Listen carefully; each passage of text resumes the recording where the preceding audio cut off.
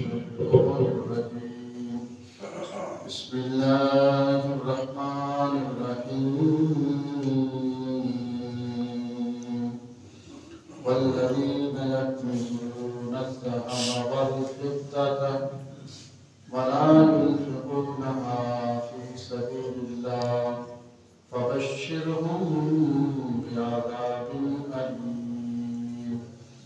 صدق الله العظيم الصلاة والسلام عليك يا سيدي يا رسول الله وعلى آلك وصحبك يا سيدي يا حبيب الله الصلاة والسلام عليك يا سيدي يا رسول الله وعلى آلك وصحبك يا سيدي يا حبيب الله الحمدللہ اللہ تعالیٰ کا شکر ہے کہ اس نے امام فجر کے لیے اپنے حضور مسجد میں آنے کی سعادت نصیب فرمائی ہے آمین سیر کرنے کی سعادت نصیب ہوئی ذکر و اذکار اللہ تعالیٰ کے فضل و عنایات مبارشات لطف و احسان ماہ رمضان شریف کا پہلا عشرہ آج اپنے اختتام تک پہنچ جائے گا سورج کے غروب ہونے تک اللہ تعالیٰ کے دربار سے اہل ایمان کو صدائیں آ رہی ہیں کہ ہے کوئی رحمت و کرم کا سوالی ہے کوئی رحمت و کرم کا طالب جس نے بھی مان لی اس کو دنیا جہان کی رحمت و کرم و عنایات عطا فرما دیا یہ سال میں ایک دفعہ ایسے لمحات اللہ تعالیٰ اہل اسلام کو عطا فرماتے ہیں آپ جتنے بھی دعا مانگیں نماز فجر کے بعد ظہر کے بعد عصر کے بعد مغرب سے شہر تک افطاری کے دسترخوان پہ یہ لمحات باقی رہیں گے ان لمحات میں جس نے بھی جیسے کہ ایک دفعہ سوال کر دیا ضرور کہیں یہ دعا مانگیں یا اللہ ہمارے حق میں اپنی رحمت کے اپنے کرم کے فیصلے فرما دعا میں یہ کہیں یا اللہ دنیا آخرت میں اپنی رحمت اور اپنے کرم کا سایہ عطا فرما یہ دعا آج اللہ نے پہلے 10 روزے عطا کیے ہیں سورج کے غروب ہونے تک یہ دعا مانگی جا سکتی ہے آج ضروری نیا چاند طلوع ہوگا افطاری کے بعد تو پھر دوسرے عشرے کا آغاز ہو جائے گا بخشش و مغفرت کے عشرے کا آج جو آیت ترجیبہ سورۃ توبہ کی ہم نے تلاوت کی ہے اس میں اللہ تعالیٰ فرماتے ہیں کہ وَالَّذِينَ يَكْنِزُونَ الذَّهَبَ وَالْفِضَّةَ وَلَا يُنْفِقُونَهَا فِي سَبِيلِ اللَّهِ فَبَشِّرْهُم بِعَذَابٍ أَلِيمٍ وَالَّذِينَ بے شک وہ لوگ یکنزون الذَّهَبَ وَالْفِضَّةَ جو جمع کر کے رکھتے ہیں سونا والفضة چاندی مال و دولت ولا ينفقونها فی سبیل اللہ اور اپنے مال و دولت کو اپنے سونے کو چاندی کو ينفقونها فی سبیل اللہ اللہ تعالیٰ کے راستے میں اللہ کی راہ میں خرچ نہیں کرتے فبشرهم اے محبوب کریم صلی اللہ علیہ وسلم انہیں یہ خوشخبری سنا دیجیے بعذاب علیم دردناک عذاب کی جو دنیا میں ایک ہی ان کا مقصد ہے مقصد حیات دنیا میں آنے کا مقصد کہ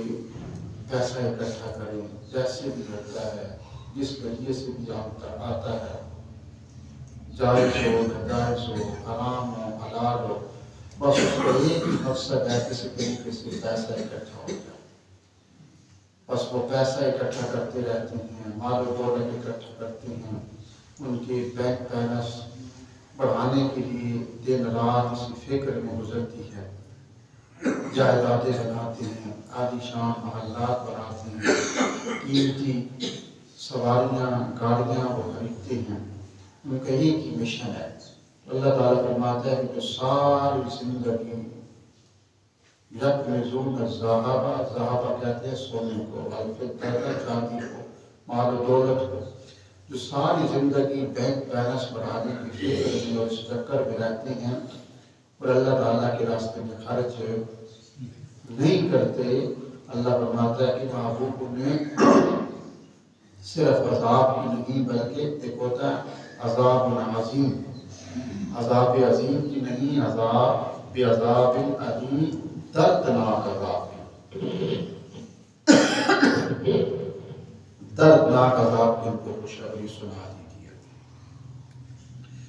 آگے فرمایا کہ یہ مال ایک ایسی چیز ہوتی ہے، دنیا کی دولت، صحابہ کرام تھے یا اللہ تعالیٰ کے پیغمبر تھے یا نبی تھے یا رسول تھے، صالحین تھے یا ولی تھے، یہ کیوں اس سے دور بھاگتے تھے مال و دولت سے؟ کیا ان کے پاس نہیں تھے؟ حضور صلی اللہ علیہ وسلم کے پاس جبریل امین آئے اور جبریل کے پاس ایک بہت پیارا دلکش جس پہ ہیرے جواہرات جڑے ہوئے تھے ایک چھوٹا سا پتھر جبریل امین کے پاس تھا اور آپ نے حضور کے سامنے رکھا۔ حضور نے فرمایا کہ جبریل یہ کیا ہے؟ تو جبریل نے کہا کہ حضور اس میں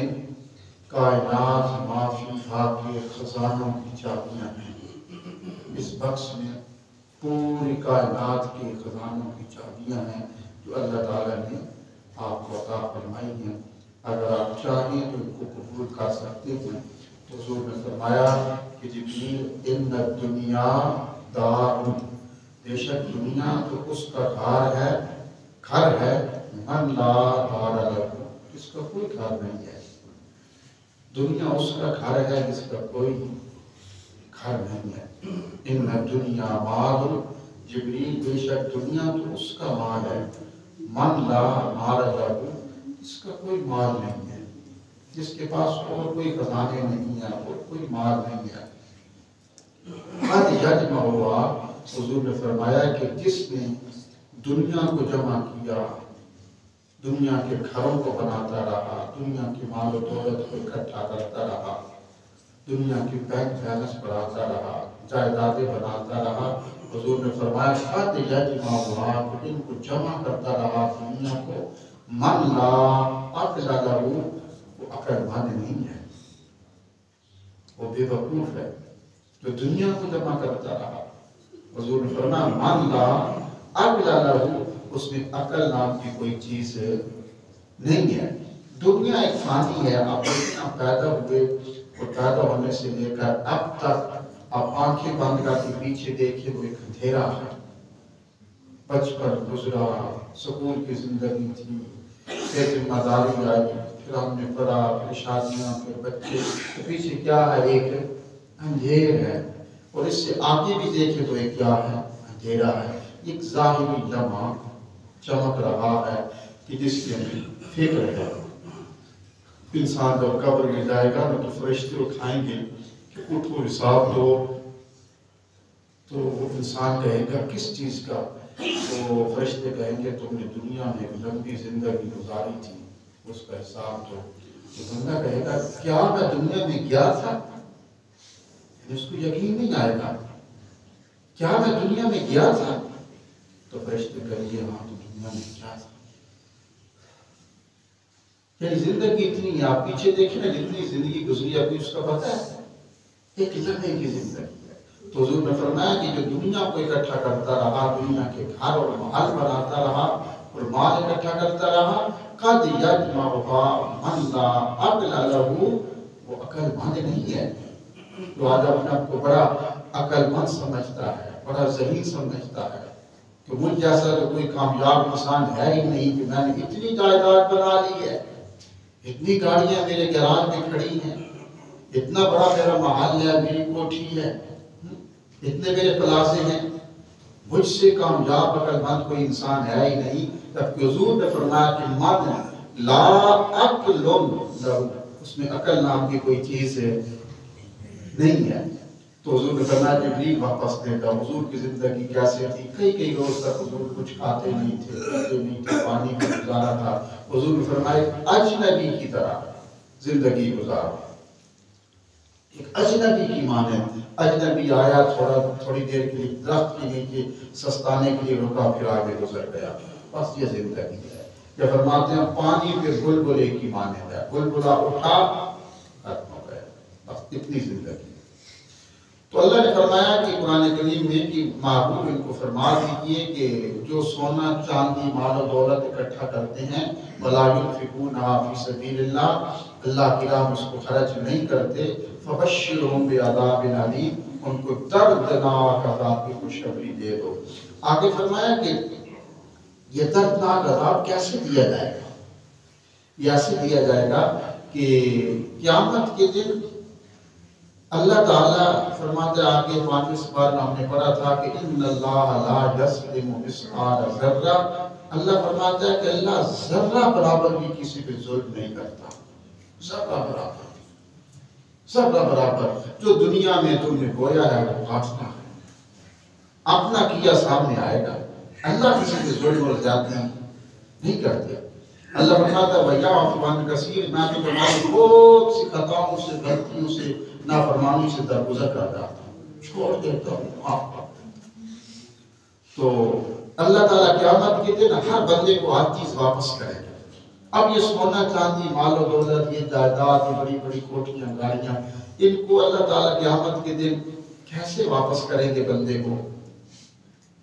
قرآن کہتا ہے کہ یوم یحمى علیہا فی نار جہنم، وہ ساری جو جائیداد ہوگی نا دنیا میں، اس کے بینک بیلنس ہوں گے، مال و دولت ہوگا، اللہ فرماتا ہے ساری مال و دولت کو اکٹھا کیا جائے گا، پھر اس کی سلاخیں بنائی جائیں گی، لوہے کی سلاخیں بنائی جائیں گی، لوہے کی سلاخیں بنا کر ان کو جہنم کی آگ پہ گرم کیا جائے گا۔ جہنم کی آگ پہ گرم کرنے کے بعد جب وہ بالکل آگ بن جائیں گی نا، نوک دار لوہے کی سلاخیں، آگے قرآن کہتا ہے فَتُقْوَى بِهَا، جیسے کاویہ ہوتا ہے نا، کاویہ جانتے ہیں، اس کاویہ سے نکلا ہے فَتُقْوَى، کاویہ سے لگایا جاتا ہے نا، وہ کچھ لگاتے ہیں وہ کاویہ، فَتُقْوَى بِهَا جباہہم، جو سب وہ ساری لوہے کی سلاخیں گرم ہو جائیں گی نا، جباہہم، پھر اس کی پیشانیوں پر سوراخ کیے جائیں گے، وجنوبہم، اور اس کی پشتوں پر، پہلوؤں پر، پہلو ہوں گے نا، اس میں وہ سوراخ کیے جائیں گے، وجنوبہم وظہورہم، پھر اس کی پشتوں پر سوراخ کیے جائیں گے۔ اب وہ تڑپے گا، وہ چیخے گا، وہ چلائے گا، ہائے اللہ یہ کیا ہوگا، کیا ہوگا، لوہے کی گرم سلاخیں، فتقوا، اس کے جسم میں سوراخ کیے،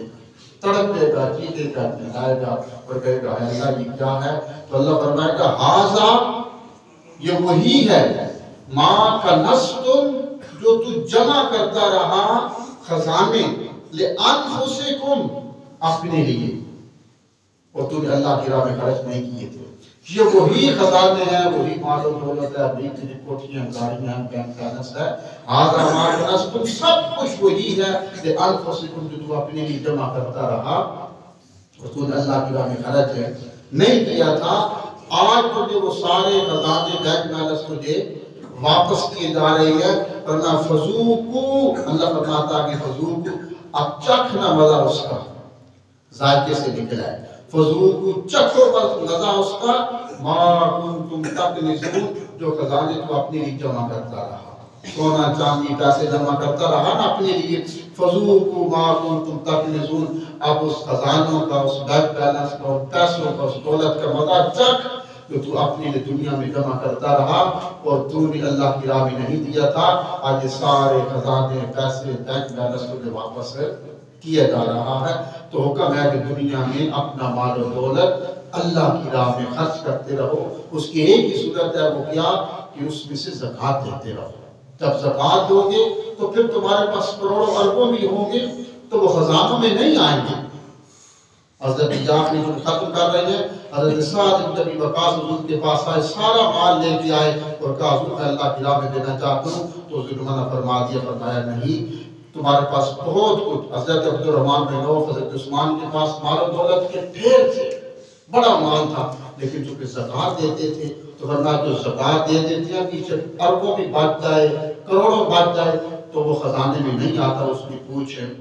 نہیں ہوگی۔ لیکن اگر آپ زکوٰۃ نہیں دیتے جمع کرتے رہتے ہیں تو یہ قیامت کے دن لوہے کی گرد سلاخیں بنا کر تمہارے جسموں میں سوراخ کیے جائیں گے، اور حکم ہوگا کہ اب چیختا چلاتا کیوں ہے، اپنی جمع کرتا رہا حضور کمار کو تک میں اب اس کا وجہ اللہ تعالیٰ میرا بیمار و درد کرے۔ آمین۔